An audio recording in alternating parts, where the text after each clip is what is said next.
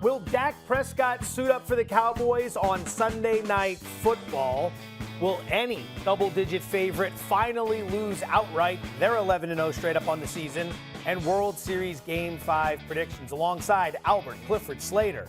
Nailed it. Saved by the Bell, also known as Tyler Fulghum. I'm Joe Fortenbaugh. Welcome to your Halloween edition of Bet. They have done tremendous work with this set. The studio looks fantastic. And you always look fantastic, brother. But, you know, I recognize you as Joe Fortenbaugh right now. Earlier today, though, you had a much different look that, quite honestly, I think I liked a little more than the classic Joe Fortenbaugh short sleeve button-down tropical shirt. Two reasons for the change. Number one, that costume of Macho Man Randy Savage showed up one size too small. I was very much wedged into it for a long period of time this morning. And number two, the beard was stuck to my face via glue. It took about 20 minutes to get all that off. Yikes. Probably a tactical error, but it's time to keep it moving. And we move into market movers, which is how we begin the show. Some of the key line moves that have taken place so far this week. We'll get to Dallas in just a second. Yep. Check out the Colts. Now up to 3 at one point this week. Tennessee was a 1-point favorite there. Yeah, that is interesting. I mean, I like the Colts, but it has now gotten to a key number that can change the way that you approach wagering on it. Ed Werder is going to join us later in the show to discuss the situation with Dak Prescott. It got as high as Minnesota -3. Now it's coming back, Minnesota -2.5. What are your thoughts on Prescott? Do you believe we'll see him play today? My best guess is that we won't. What does Dallas have to gain by playing him, potentially, elongating this injury? And the way that it's swung all the way from Dallas as favorite through to Minnesota makes me think that Vegas knows the Cooper Rush is starting. Shocking that the Patriots are catching money yet again on the West Coast against a Chargers team that's off the bye. More on that in a little bit. But let's talk divisional showdowns, and we begin with the aforementioned tilt in the AFC South between the Indianapolis Colts and the Tennessee Titans. The Colts are now laying 3, total of 51 against Tennessee. Titans have been red hot. Are you still riding with them? Okay, so I was on the Colts -2.5. It's now gotten to 3. I'm changing the way I'm betting this game. I'll just attack the total. I'll go over 51 here because first and foremost, we have a Indianapolis offense that's starting to find its footing. They're getting healthier on the offensive line. Carson Wentz has played his best football in a couple of years. Michael Pittman is emerging as an alpha #1 receiver. Jonathan Taylor is absolutely balling. On the other side, you have the alpha running back in Derrick Henry. And although Indy's got a great run defense, Henry in his career has been a nightmare on Elm Street for Matt Eberflus and his defense. Absolutely, he's like Michael Myers. He doesn't ever look like he's running, but he's racking up 150 yards and 2 touchdowns against this team. Even without Julio Jones, there's still A.J. Brown who looks like he's getting healthy. So I think this will be a sneaky shootout game in this matchup. Similar to you. I was on Indianapolis all week. You were on Indianapolis all week. Daily Wager, ESPN 2, 6 p.m. Eastern. Doug's been on it all week. Now it's moved up to 3 right before showtime. That's the drawback of doing the show so close to kickoff. We get to talk to you right before kickoff, but now the number's at 3, I don't want to play it there anymore. I am on the Colts -2.5. At 3, you're taking a huge risk on that key number. Indianapolis is one of the most undervalued teams in the NFL, but not anymore now that it's at the full 3. Tennessee comes in with a slightly shaky defense. To your point, the over looks like a good play. I think the Colts will be able to run the ball today. Keep this in mind. The Raiders are 5-2 this season. Their point differential is +14. The Colts are +20, okay? The record doesn't indicate the level of quality they've put out this season. They are a better team than the record indicates. Look at the point differential. Cleveland and Pittsburgh are going to square off in the AFC North today. Cleveland laying 4, total of 43. Entering Week 8, Pittsburgh finds itself in the cellar of the AFC North, while the Cleveland Browns are trying to battle through a bevy of injuries. For more on this matchup, we go out to Cleveland to visit with ESPN reporter Kimberly A. Martin. Joe, I don't know if fans realize this, but today will be the first time that Baker Mayfield has had Jarvis Landry and Odell Beckham Jr. on the field at the same time in almost a year. And I spoke to Jarvis on Friday, and he told me, and the funny thing is all 3 of us are banged up. Obviously, Baker has the shoulder, Odell has the AC joint, and Jarvis told me that he's got this knee pain, and it feels like a nagging toothache, and he feels it anytime he does anything. That's not a good sign, is it? Except for the fact that Jarvis said, you know what, this is a huge rivalry game against the Steelers, so hopefully the adrenaline and the emotion of this game will carry the 3 of us through it so that we won't worry about the pain until after we get a W. Kimberly, tremendous insight as always. Thank you so much for joining the show. I'm going to play the under here at 43 total points. Questions abound at the quarterback position. Baker Mayfield enters banged up. Ben Roethlisberger enters playing very poor football. He's 25th in the NFL in quarterback rating this year, going against a Cleveland defense that is number 2 in opponent yards per play.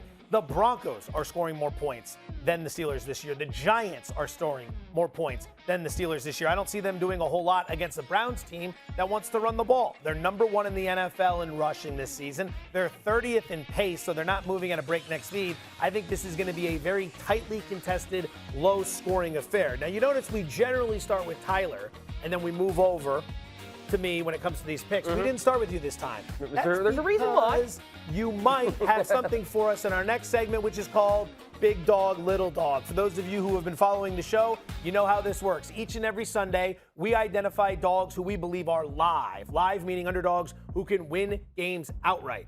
Big dogs are underdogs of 3.5 or more points. Little dogs are dogs of 3 or fewer points. I'm wondering, who is your big dog today, sir? Well, Preppy, you might have guessed since we were just talking about the Steelers-Browns game there that the Steelers +4 is my big dog in Cleveland.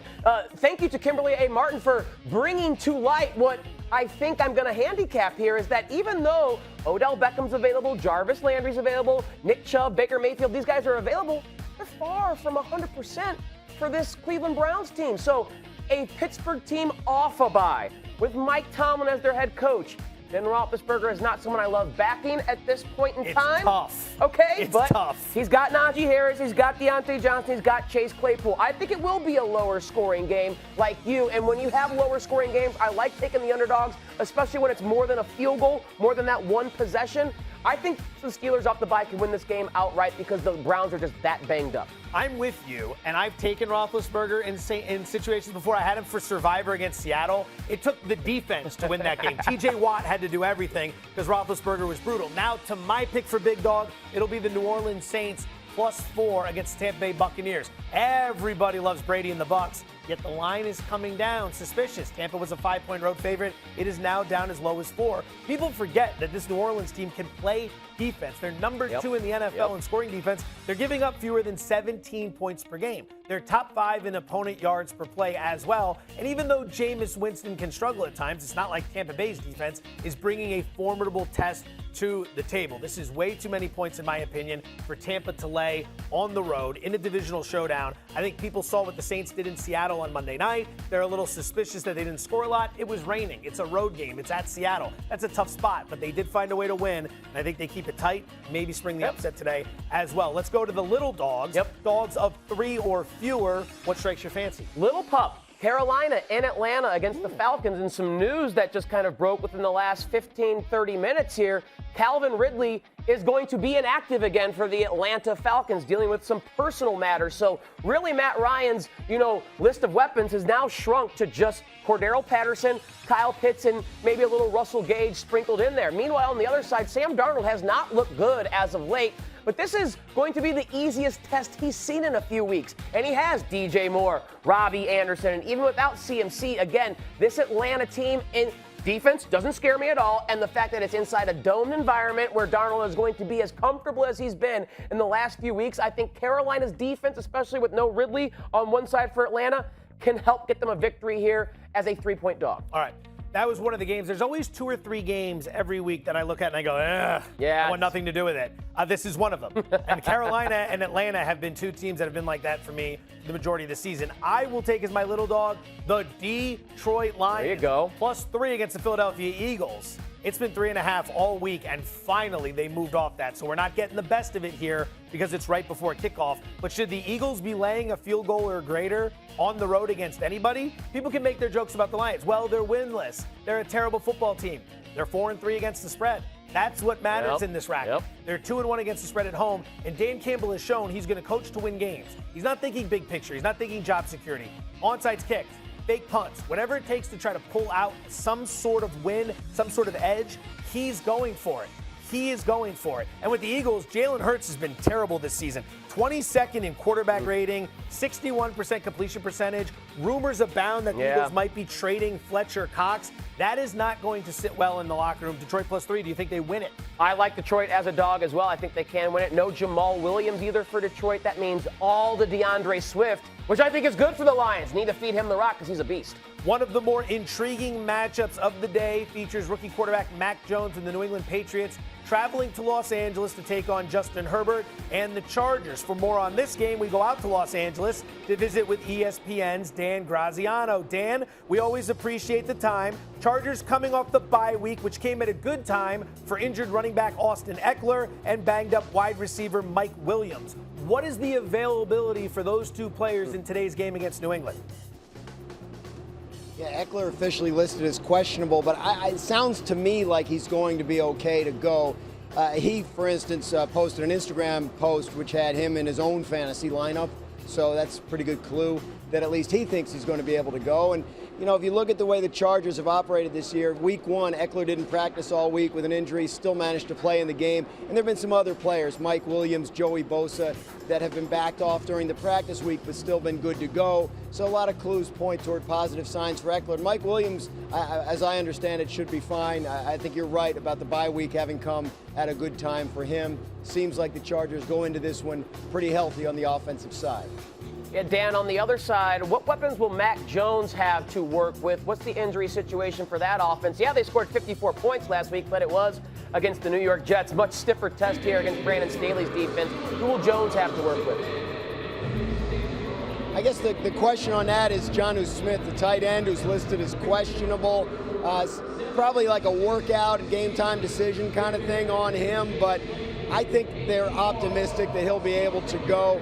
If they don't have too many guys that are on the questionable list, I think if Mac Jones and the Patriots underperform here, it won't be because of a lack of personnel. I mean, if Smith isn't healthy enough to go, they may hold him back, but they have other options, other tight ends, running backs they can throw to, and of course that varied wide receiver group. So he should be good to go. If he has a problem, it's going to be more about Joey Bosa and Derwin James than who he has available to him on offense. Dan Graziano live from Chargers Patriots. Thank you so much, Dan. We appreciate the time. I finally did it. I finally stopped wishing reporters good luck after interviewing them. I didn't say good luck to them today. I thought it was an endearing quality of yours. It's a ridiculous statement. I thought it was an endearing quality. Hey, at the game today, good luck covering it. Doing your job. Good luck to you continuing to sit there and talk about sports today. Good luck. I hope you're able to pull it off. All right, let's talk the game. By the way, Austin Eckler, is he never ever not on the injury report? Yeah, like the frustration, there are a handful of guys that are always hurt. I will say, though, Eckler put to rest any issues about him potentially being available or not by tweeting a screenshot of his fantasy team, and he is on his own fantasy team, and he had Eckler in the starting lineup. So straight from the horse's mouth. You can trust Austin Eckler. Let's pick the game. Chargers laying 4, total of 50.5. How would you play it? Yeah, this total keeps climbing, and I'm not quite sure why. The Chargers are an under team.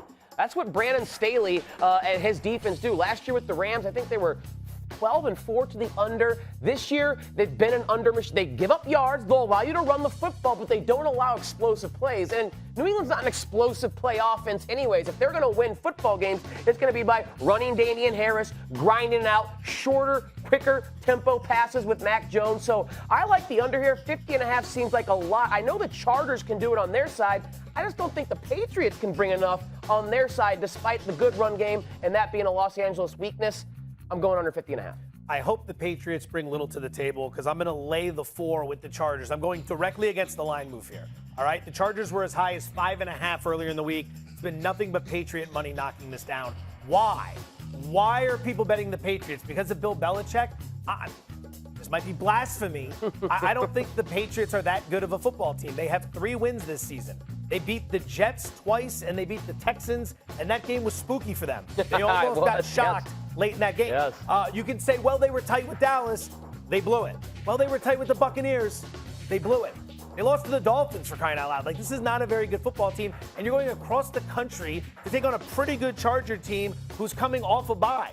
Maybe it's the whole Belichick versus a rookie head coach and Brandon Staley. Sure. I'll take the Chargers here. I think 4 points is cheap. I don't think the Patriots are very good. I think they're overrated. We'll take the Chargers. So that moves us into, speaking of spooky, scary spreads. As we stick with the Halloween theme, these are spreads that may be tough to handicap because for one reason or another, we're dealing with an unknown. Maybe it's an injury. Maybe it's a situation on the coaching staff. Whatever it may be, we got to work our way through it. So we're going to begin with Monday Night Football. The Kansas City Chiefs are laying 10, total of 52, hosting Daniel Jones and the New York Giants. You got to pick it. You're contractually obligated. Yeah, the Chiefs have been let down, or Chiefs have let down their bettors, pardon me, more often than Screech has been let down by being denied by Lisa Turtle. But I'm going to do it here. I'm going to be Screech. Call me the nerd. Call me the dork. I'll lay the 10. Their defense stinks. We know that. Their offense is most assuredly going to rebound from the embarrassing three-point performance they had on the road in Tennessee. Coming back home, Patrick Mahomes will get things back on track. Tyreek Hill, extra rest for his quad to get back up to speed. And the Giants, we know anyone can score in Kansas City, but the Giants won't have their full complement of weapons in this game. No Saquon Barkley, no Kenny Galladay. Kadarius Toney and Sterling Shepard are also questionable, may not be 100% if they play. So I will lay the 10 reluctantly, even though that has backfired many times for Chief bettors. This is the last stand for the Chiefs. If you can't cover this 10 at home against a shorthanded Giants team, yikes. It's a tough one. You're exactly right because, okay, Galladay, Barkley, all that, they're out fine. They were all out last week, and they rolled through Carolina. Absolutely rolled. I'm going to take the Chiefs in the first half here, minus 6.5. There's only one team in the NFL scoring fewer points in the first half of this season than the New York Giants. Do you know who that is? What's that? It would be the New York Jets. Okay. As you are clearly preparing for the next segment coming up. But that's diligent. That's absolutely diligent. You know, as AC Schlater, I should be able to. I should be able to be able to do two things at once. Kelly, Mama, Jesse Spano. I should be able to do it, but I failed there, so I had to. Careful now. No, the Jets are the only team scoring fewer points in the first half than the New York Giants. They stink breaking from the gates this season, and I think a Monday night game at home is a situation where Kansas City can at least get up early. Now, remember, the game last week for the Kansas City Chiefs, that's the worst loss they have suffered since October 2nd, 2016. Yeah. At Pittsburgh, when Ben Roethlisberger threw 5 touchdown passes and no interceptions. That seems like a millennium ago, because Ben Roethlisberger hasn't done anything like that for a very long time. So Chiefs in the first half, Chiefs for the game. Let's get it right here. Minnesota, Sunday Night Football, laying 2.5, total of 52 against the Dallas Cowboys. Big talk about this game all week, and it all centers around the health and status of Cowboys quarterback Dak Prescott. Dak Goose Prescott. For more on this situation, here is ESPN's Ed Werder. The Cowboys have built an exceptional roster, especially on offense, where they lead the NFL in scoring. Exceptional, but for one critically important position, backup quarterback. The Vikings hope for the opportunity tonight to exploit that apparent weakness. Multiple sources tell me the Cowboys will take every possible minute evaluating their two options. Risk Dak Prescott's injured right calf or place their 5-game winning streak in the hands of Cooper Rush, who's never started and's thrown just 3 regular season passes, none since 2017. As of now, per sources, the plan is for Prescott to have his normal pregame warm-up, which begins with Director of Rehabilitation Britt Brown, and then a decision will be made on his status. Prescott has said he wants to play and would if this was a postseason game, but he also believes the Cowboys are Super Bowl contenders and doesn't want to jeopardize that with a lingering injury, saying it's a long season, a journey, and I want to be playing in the last game. Rush has never played a meaningful snap, much less against the only defense in the NFL, averaging more than 3 sacks per game, all while managing the noisy chaos that comes with performing in this venue. The Vikings prepared for Prescott, but coaches began looking at tape of Rush on Friday. When I spoke to Vikings head coach Mike Zimmer, he said he would change his defensive strategy if Rush is the Dallas quarterback. In that scenario, Zimmer said, his team would force Rush to beat them. Thank you, Ed. Dynamic pocket square as always. This got as high as Minnesota -3. It has since moved back to Minnesota -2.5. Total of 52. Fire away. I'll just lay it with Minnesota. I don't think Dak is going to play. I don't know why they would force him into this situation unnecessarily. If there was stronger competition in the NFC East, then yeah, Dak go out and play. But they have such a cushion right now that they can win that division easily by not giving away a game, but allowing Dak to get fully healthy, because they're not going anywhere with anything if Dak Prescott is not healthy. He's the most important player on that team. So I'll lay it 2.5 with the Vikings, thinking that Cooper Rush is starting for the Cowboys, and that gives the home team a massive advantage. I like where you're at. You mentioned something earlier in the week when all of this Prescott stuff started. You talked about the total and how it wasn't moving at all. And the whole show has been focused on it all week long. I think you're absolutely right. That's what I'll play here. Under 52 points between the Vikings and the Cowboys. Minnesota is a very different football team at home versus on the road. It's something you've probably heard before. We talk about it all the time. At home this season in 3 games, Minnesota's giving up 16 points per game. On the road this season in 3 games, Minnesota's giving up 29 points per game. That is a wild split, and it's not something contained to just this year. 2 years ago when they had fans in the stands, it's the same thing. They play very well with the loud crowd noise. You take Prescott, who's not just the front runner for comeback player of the year, but one of the candidates for MVP, off the team that ranks number 1 in scoring offense and number 1 in total offense. You're telling me there's not going to be a significant hit? I don't buy it. Under 52 total points. San Francisco is going to be in Chicago today. Jimmy Garoppolo homecoming, as he's from the greater Chicago area. Niners laying 4, total of 40.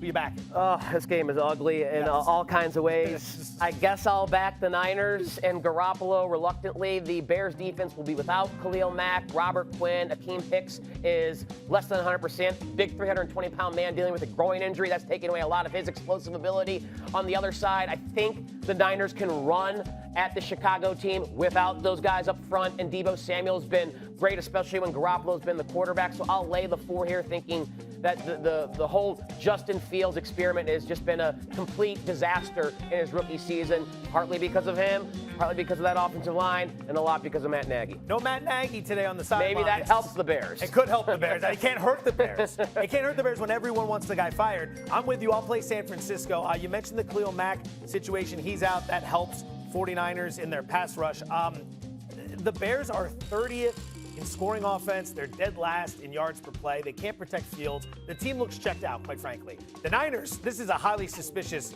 4 points delay with the way they've been playing football this year. Exactly. Because Wonder Boy Kyle Shanahan, outside of his 1 season, hasn't really done that great of a job. I don't know if anyone's reputation is more overinflated than Kyle Shanahan's, and the heat's starting to come on in San Francisco. They got to find a way to win this game. I'll lay the 4, but reluctantly not one of the top plays of the day. Let's do a little no-huddle offense. Some games we can rip through like that, like Peyton Manning running the no-huddle. We begin with Cincinnati, laying 11.5, total of 43 in New York to take on the Jets. Mike White starting at quarterback for New York. Yeah, you see Cincinnati as a massive favorite. I got a prop here that correlates with a massive favorite, and that is the favorite team's running back getting a heavy workload.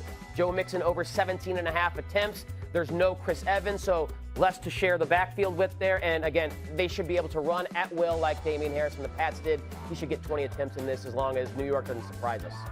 I will take the Jets. That is not a blip. I am not running on repeat. My CPU didn't malfunction. I'll take the Jets for a little bit here, all right?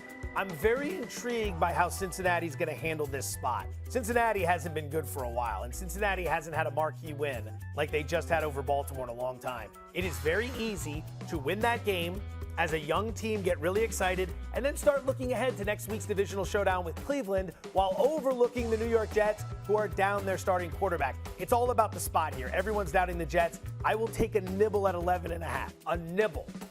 Not a 401k bet by any stretch of the imagination. Listen here, I mean, we had an episode of Saved by the Bell where we told you there's no hope with dope, Joe. And I don't know what dope you're smoking taking the Jets there, but don't share it with me. Your boys, the Rams, 16.5, total of 46.5 in Houston. Speaking of no hope. Yeah, lay it. Absolutely lay it here. The Rams should overwhelm them offensively, defensively. We're getting another Davis Mills start. In his 5 starts, they have had less than 10 points 4 times. I think Jalen Ramsey and Aaron Donald will line up and feast. I think Matthew Stafford, Cooper Kupp, Darrell Henderson will feast on the other side. I'm thinking like a 34-10 type of game here for the Rams. Agreed. The Texans are absolutely worthless. I'm in some handicapping contests here in town. I had the Texans last week plus 19. They jumped up to a 5-0 start early in the second quarter, and I thought with 19 points, this could be enough. And then the Cardinals went on a 31-0 run, and I lost the bet because Arizona covered. Houston's terrible. They just traded Mark Ingram. Yeah. Everyone knows they're packing it on the season. The Rams had that nice little scare against Detroit last week. They should come out firing. Lay some money on the Rams in the first half as well. Wouldn't be surprised if they jumped all over the Texans in this one. Denver. Oh, this one's going to be a tough one to swallow. Denver laying 4, total of 44, game of 4s against the Washington football team. I'm so excited. You can't be. I'm so excited. Not for this one. I'm so scared of this game. I mean, Washington, awful. Denver, they have regressed big time. I guess I'll just play the total and go under there. Washington, that's scary in a game involving Washington because they can't play defense at all and cover. But again, that Denver offense has really started to regress under Teddy Bridgewater, and Heineke hasn't taken his play to the next level. It's going to be Ryan Fitzpatrick's job yet again. I don't like this game at all. When we talked about picking it yesterday, I took Denver. It was -3. Now it's up to 4. You can go ahead and pop me. It's going to say Denver -4. Don't put a lot of faith behind the graphic that's about to come up on your screen. I almost think I should. I just did this a few weeks ago with Denver when the line went up against the Raiders. The Raiders throttled them. Washington stinks. 2-5. They beat Atlanta and the Giants. 1-6 against the spread. 19th in yards per play. 24th in opponent yards per play. What does Washington do well? They do nothing well. I don't think Denver does anything well. No fun. Whatever with this game. Whatever. That's what I think about that game. Whatever. That game and the Carolina-Atlanta game, whatever. I got other things to focus on, like this. Take it to the bank. Favorite play of the week. Well, first we got to check out last week. I botched it last week. You do all right? I was supposed to throw to the graphic last week when you and I had each one. We were 2-0. I blew it, so we never got to show the people we were 2-0. So then, of course, I remember to do it this week. Congratulations to Anita, and I'm a loser. 2.5. 67 points. Well, at least. Yeah, that game was done pretty quick. It was done pretty quick. I didn't have to sit there and grind it out. So, favorite pick this week. AC Slater, you're up. My Rams. I'm going to play them to score at least 4 touchdowns. Over 3.5 touchdowns against this Texans team. I did this a couple weeks ago when the Buffalo Bills played the Houston Texans, and they were massive 17-point favorites. Like, over 4 touchdowns can be expected against this Texans team because, 1, the Rams' offense is awesome, and 2, the Texans' offense stinks. You might get a defensive score here. It's hard to imagine that Matt Stafford and co. don't get into the end zone at least 3 or 4 times themselves. I think, again, if they score as many points, 31, 34, 40, 4 touchdowns are coming for the Rams here. All right. I would have played the Colts if it was still 2.5. It is not, so I'm going to play the under 52 points in the Minnesota-Dallas game tonight. It comes down to 2 things. The status of Dak Prescott. I'm making a bet that he will not play. And once it's announced he will not play, this number will come down probably inside 50. If he does play, he's not 100%, so maybe that'll hurt the offense. Point 2, Minnesota's defense. We talked about it earlier in the show. At home this season, giving up 16 points per game. On the road, giving up 29 points per game. That crowd noise really helps the defense fire off the ball, especially when they are defending the red zone. Very difficult to communicate down there for opposing teams. You made the point earlier. What does Dallas have to play for here? Philadelphia not contending. Giants not contending. Washington not contending. What's the rush? The rush is throw Cooper out there and let him play some ball. It is remarkable that this game swung from Dallas being favored to Minnesota being favored, indicating the concern of Dak Prescott, yet the total has stayed at 52. Like, even if Dak was playing and fully healthy in this particular environment, it's hard to score points at U.S. Bank, even if you have a Dallas offense. All right, let's transition to the Diamond. World Series Game 5 tonight. Could be over tonight in Atlanta, which seems a bit unfortunate for Major League Baseball that your penultimate and ultimately your ultimate games, final games, could be running up against big college football and big NFL games, but that's the way the cookie crumbles. So here's what we have. The Astros are a small favorite at -115 at the current moment. Braves -105 on the comeback. Total 8.5. Framber Valdez is going to start for Houston. It looks like it's going to be a bullpen game for Atlanta, although it hasn't been made final as of yet. How would you play this one? Yeah, I'm going to play the first 5 under 4.5 runs. I've been playing the over a lot in games 1 and 2 in Houston. Controlled environment inside the dome. The offense was awake for one team. Atlanta first, then Houston. Since the game has moved to Truist Park in Atlanta, where it is outdoors, and even in Atlanta at night in October, moving into November, it's pretty chilly. You could see it last night. So the offense has come down a little bit. Both these games at Truist Park went under in the total and in the first 5 innings. I think that trend continues here. Both managers will be very aggressive with their bullpen use if there's any hint of trouble. So I think runs will be at a premium all game long.